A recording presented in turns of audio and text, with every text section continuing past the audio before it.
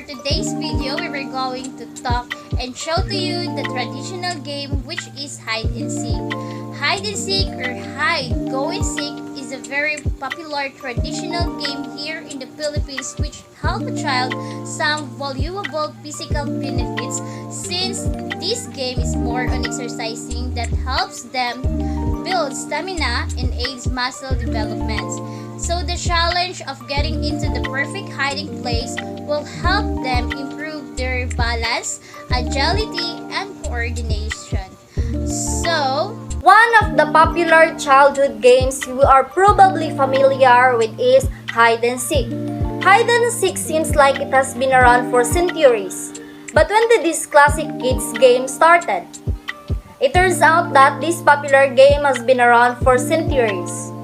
Many believe that the classic game of hiding and seeking originated from the Greek game called Apodedraskenda, means the game of hide and seek, played by the children in Greece, exactly as in our days.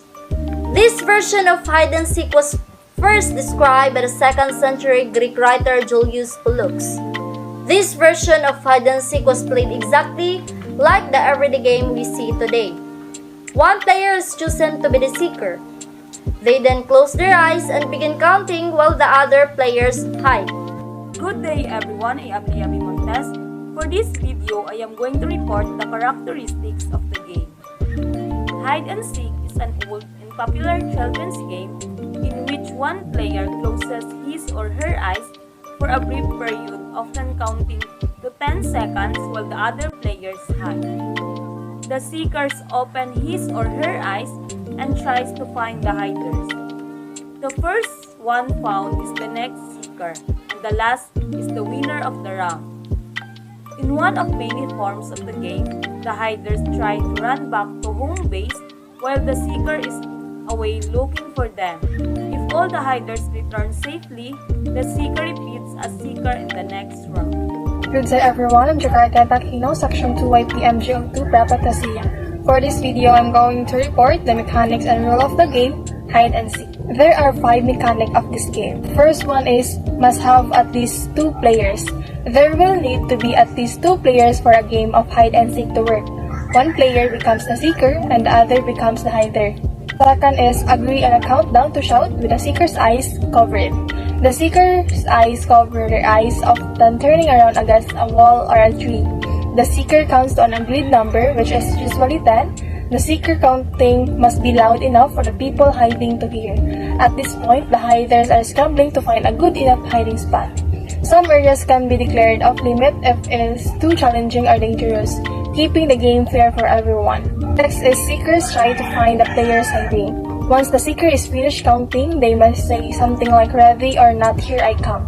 It must be loud enough to let the hiders know they must stop moving around and stay hidden in their spot.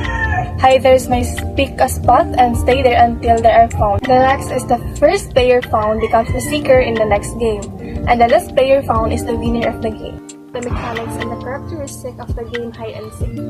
So the first mechanic is decide among the group who is the first it or the seeker.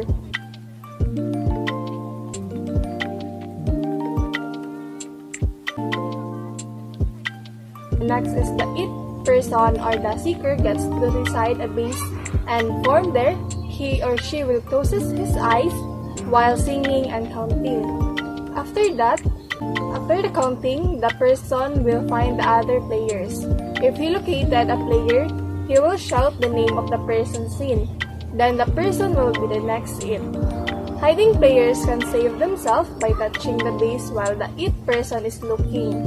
Once they save themselves, they cannot be caught.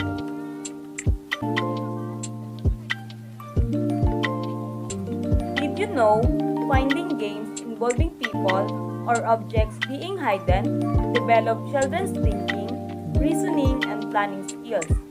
Children learn these skills when hiding and when seeking.